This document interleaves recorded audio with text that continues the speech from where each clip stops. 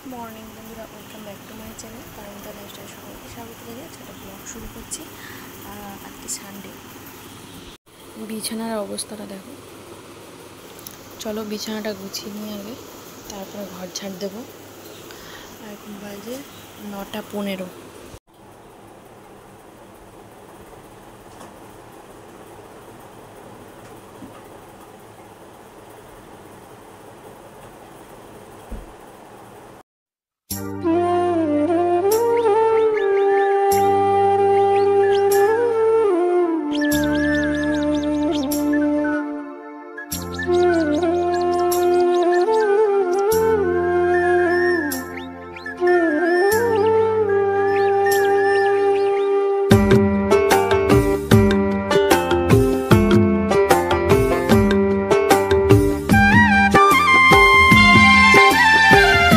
তো দেখো বিছানা গুছিয়ে ঘর ঝাড়তে হয়ে গেছে। ছেলের জন্য একটু ম্যাগি দিয়ে চাউমিন বানালাম।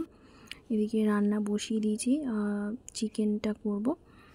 এদিকে চিকেন হয়ে গেছে, তোমাদের রান্নাটা দেখাতে পারিনি। আর এদিকে হচ্ছে যে আমের চাটনি। এই যে আমাদের বাড়িতে না চিকেন হলে বেশি কিছু আর লাগে না, তার মধ্যে বাবুর জন্য একটু বেগুন ভেজে দেবো, হয়ে যাবে আজকে দুপুরের রান্না।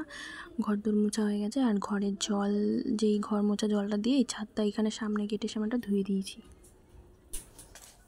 তো দেখো আজকে একটা জিনিস করে তোমাদেরকে দেখাবো।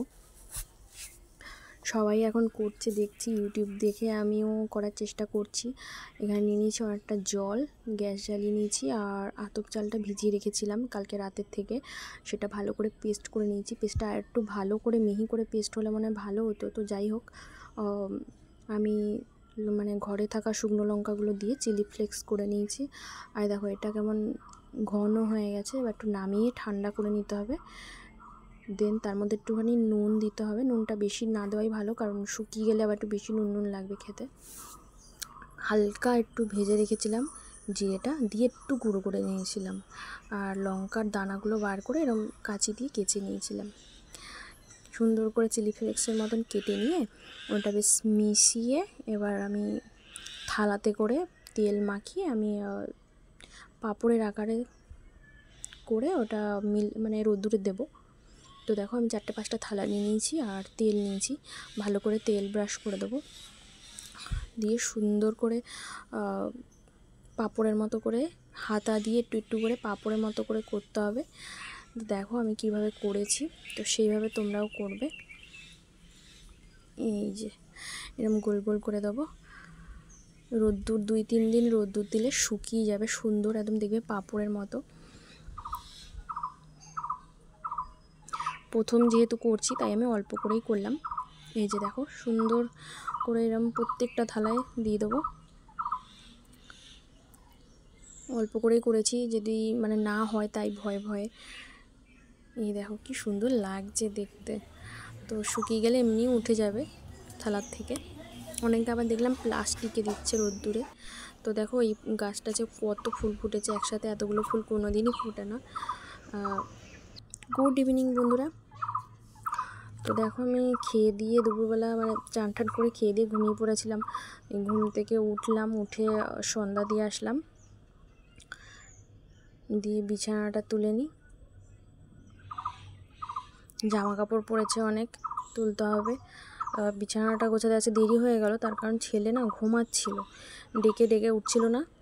তো দেখো আমাদের পাশের দোকানে একটা হালখাতা রয়েছে, মুদিখানার দোকানে।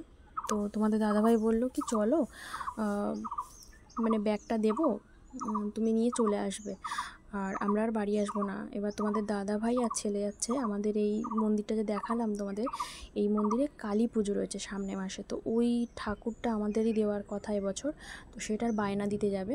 তো দেখো এই যে মিষ্টি নিয়ে চলে এসেছি, 2টো প্যাকেট, একটা বাবুর নামে একটা তোমাদের দাদার নামে, 2টো। তো ভরে ভরে মিষ্টি দিয়েছে, মিষ্টি খাওয়ার লোক নেই। তো এদিকে আমি ভাত বসিয়ে দিয়েছি, আর চিকেন রয়েছে অনেকটা। রাতে আমাদের ভাত সবাই অল্প অল্প খাই, তার জন্য আর কিচ্ছু করব না, কারণ কিছু করলেই আবার বকবে, বেশি কিছু খেতে চায় না। গুড মর্নিং বন্ধুরা। তো কালকে ব্লগটা পুরো শেষ করতে পারিনি। দেখো সকাল সকাল উঠে রান্না বসিয়ে দিয়েছি তোমাদের দাদাভাই আর আমার শ্বশুরমশাইয়ের জন্য মাছের ঝোল করছি। আর আমার করছি না, তার কারণ আমার চিকেন রয়েছে, ওটা দিয়ে আমি খেয়ে নেবো। আর যে চা বসিয়ে দিয়েছি, আমার রুই কাতলা খুব একটা ভালোবাসি না, তাই আমার জন্য আর মাছ নিয়ে নিই। উচ্ছে আর কুমড়ো ভাজা করেছি। এই যে ছেলের জন্য মাছটা ভেজে রেখেছি, বেলায় মাছের ঝোল করে দেবো ওকে। আর এই যে দেখো ওদের টিফিন গুছিয়ে দিয়েছি। তোমার দাদাভাইয়ের জন্য চা হয়ে গেছে, এই যে দিদি। তো দেখো ও ডিউটি চলে গেছে, একটুখানি চা বেঁচে গেছিলো, তা ভাবলাম আমিও একটু বসে পড়ি চা নিয়ে। কী বকবক করছিলাম আমি জানি না, তো এই মানে মিউট হয়ে গেছে এই জায়গাটা, আর তার মধ্যে তোমরা কিছু শুনতেও পেতে না, তার কারণ ফ্যান চলছিল, দুটো ফ্যান, কিছুই শোনা যাচ্ছিল না। আমি চা খাই না খুব একটা, আমি কফি খেতাম, এই গরমের সময় কফি খাই না। এই যে বর্ষাটা পড়বে এবার থেকে আবার কফি খাওয়া শুরু হয়ে যাবে আমার, তো গরমের সময় খাই না, এক দিন ইচ্ছে করলে একটু চা খাই, তাও আবার দুধ চা ছাড়া লিকার চা খেতে ভালোই লাগে না। তো তাই নিয়ে বসেছি একটু, আর ছেলে ঘুমাচ্ছে। ছেলে কোনো মতেই উঠলো না আজকে, স্কুল গেলই না। এত ভোরবেলা তো মানে ওর অভ্যেসও নেই, আর আমরাই উঠতে পারি না, ওরা কি উঠবে বলো। তো 6:15-তে গাড়ি আসে, ওকে মোটামুটি 5:30টার মধ্যে উঠতে হয়, তাই ও উঠতেই পারলো না। দেখো বাইরে না খুব মেঘ করেছে, আর গুগলে দেখাচ্ছিলো নাকি আজকে এখানে বৃষ্টি হবে আমাদের এদিকে। তো এই যে এই গাছগুলোতে জল না দিয়ে মানে গাছগুলো শুকিয়ে গেছে, জল দিতে হবে। ছেলেকে ম্যাগি করে দিয়েছিলাম, এই যে ছেলে ম্যাগিটাকে খেয়ে দিয়ে এখন খেলছে। বিছানাটা গোছাবো। এই পাশের বাড়ি একটা পুচকে এসেছিলো, ওর সাথে আমার ছেলে খেলছিল। তো এখন বাজে প্রায় 11:30 মতো, তো আমি তাই ঘরটা মুছে নিচ্ছি, চানে যাব, স্নান করে পুজো দিতে হবে। তোমার দাদাভাই তো এখন মন্দিরটাও মুছে যায় না, আমাকেই মুছতে হয়। জামা কাপড়গুলো কেচে নিয়ে আসলাম, এখনও মিলতে পারিনি বাইরে, এখন মিলে দেবো।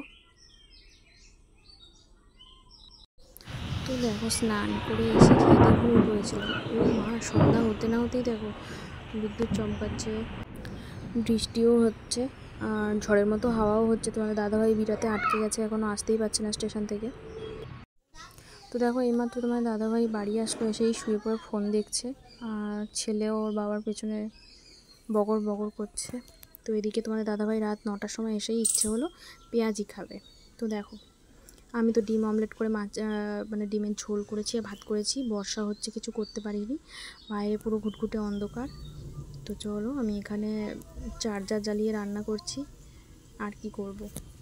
আমার রান্নাবান্না কমপ্লিট, ওরা যেহেতু এগুলো খাবে বললো তাই বসিয়েছি।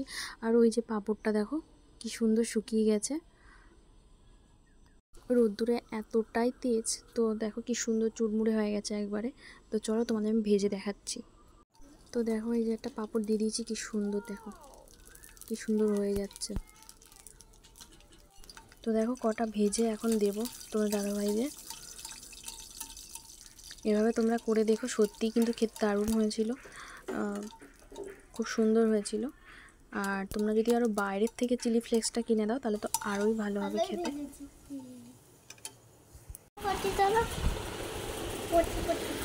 তো দেখো বন্ধুরা কি সুন্দর হয়েছে পাঁপড় ভাজাগুলো, আর তোমাদের আমি ভেঙে দেখাচ্ছি। দেখো এই দেখো পুরো একদম মুচমুচে হচ্ছে। এবার একটা খাবো।